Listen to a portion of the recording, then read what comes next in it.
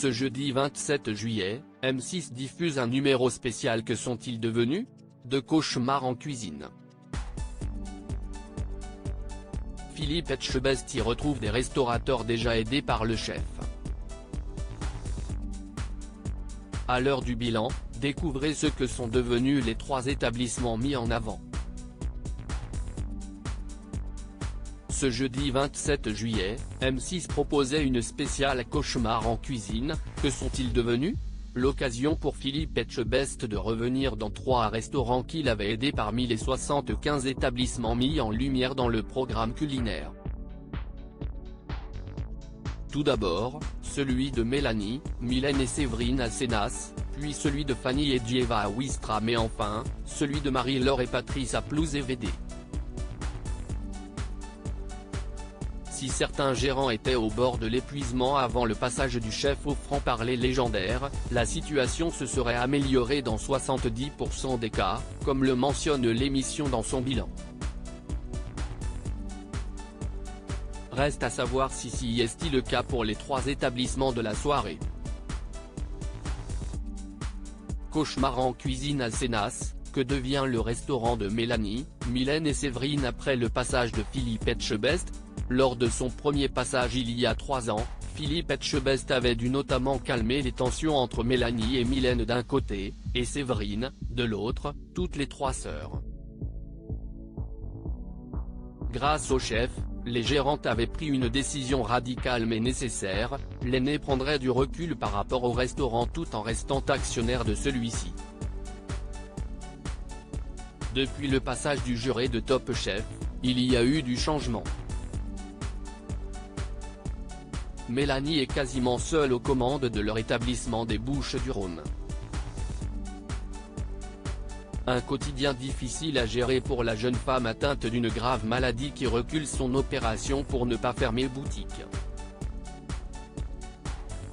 Aux grands mots, les grands remèdes, l'acolyte d'Hélène Darroze, organise un conseil de famille avec ses 2 sœurs pour que la gérante prenne soin de sa santé avant tout. Si Philippe Etchebest a noté une nette amélioration des plats, l'expert en pilotage du programme pointe également une gestion à améliorer. À date, le restaurant est toujours ouvert. Cauchemar en cuisine à Ouistreham, que devient le restaurant de Fanny et Dieva après le passage de Philippe Etchebest ? Dieva et Fanny, frères et sœurs, avaient repris une institution locale dans le Calvados. Dans l'émission qui leur était consacrée en septembre 2022, Philippe Etchebest avait notamment déploré la qualité des moules préparés par le cuisinier Quentin et l'attitude de Mélanie, côté service. Par ailleurs, entre les 2 gérants, les relations n'étaient pas au beau fixe. Une discussion à cœur ouvert et une amélioration de la carte étaient néanmoins prometteuses pour la suite. Mais lorsque le juré de Top Chef et d'Objectif Top Chef revient 1 an plus tard, si est-il la douche froide ? Les 2 employés du restaurant sont partis et les gérants ne proposent plus que du snacking. Pire, le fils de la gérante a dû interrompre ses études pour aider sa mère au service. Une situation dramatique sur laquelle celui qui incarne le programme depuis 2011 tente de les faire réagir. Grâce à la seconde intervention du chef, la restauratrice prend conscience que son frère est malheureux et que leur relation passe avant leur affaire. À date, l'établissement est toujours ouvert. Cauchemar en cuisine à Plouzé-VD, que devient le restaurant de Marie-Laure et Patrice après le passage de Philippe Etchebest ? Ce que sont-ils devenus ?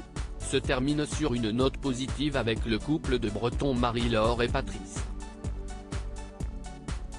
Avant le passage de Philippe Etchebest en mars 2022, le gérant qui œuvrait côté cuisine était au bord du burn-out. Sa compagne enchaînait les erreurs et semblait perdue côté service. Marie-Laure avait réalisé qu'elle devait davantage prendre ses responsabilités de patronne. le chef décide de ne pas revenir directement les voir mais les observe dans un premier temps grâce à l'aide de faux clients.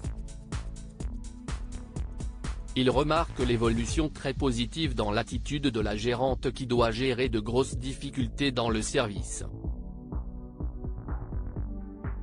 L'expert en pilotage de l'émission leur annonce que leur chiffre d'affaires a plus que doublé depuis leur intervention, passant de 17 000 à 40 000 euros. À date, leur restaurant est toujours ouvert et reçoit régulièrement de bonnes critiques en ligne. De quoi mettre du baume au cœur à l'ange gardien des restaurateurs.